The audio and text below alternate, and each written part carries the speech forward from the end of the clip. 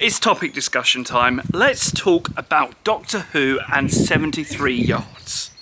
Or should I say, 73 yards. 73 yards was episode 4 in the brand new season of Doctor Who. Now, this was not my favourite episode of all to say.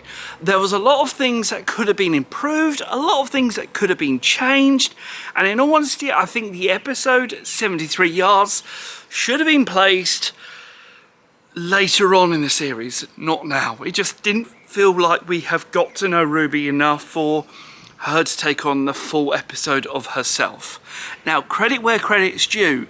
This was actually the first episode Ruby had filmed back in December 2022, and it was the first episode of Doctor Who. She had never done an episode of Doctor Who, and the first scenes that she was creating was an episode based on her own character and just getting to know things. So the way Mila Gibson has done the acting in this episode, massive credits to you. Well done. You have smashed it in the park. As I always say, this is not always down to the actress or the actors or certain members of the team. Usually it's down to either the showrunner, Russell T Davies, or maybe it's due to some other scheduling interests as well.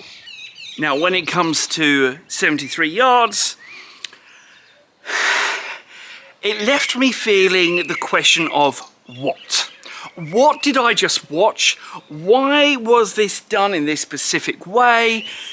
It made me feel uneasy. Now, I understand this episode was technically made to make you feel uneasy, so well done. You got me feeling uneasy, but I didn't feel like I was connected to the villain. I didn't feel like I was fully connected to Ruby yet, because I've only just seen her.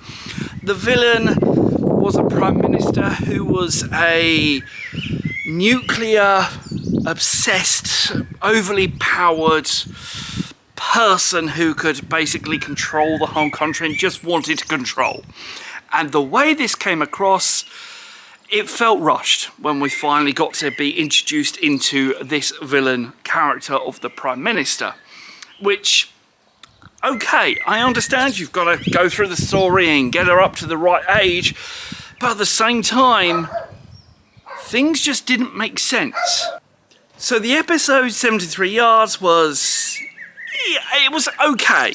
It wasn't the best. I didn't feel like I was ultimately connected with the whole premise of the companion being abandoned.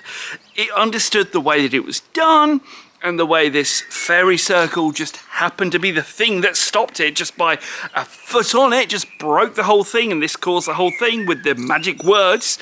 It didn't feel right. Now, when it came to filming the whole episode, the feat of engineering around making sure the mysterious character was always 73 yards away was superb. It was fantastic. The way they shot that scene where everyone was on, where she was on the train. Now, this was done perfectly. This had to be done with two lots of departments jumping onto a train between two stations just to try and get the shot that they needed.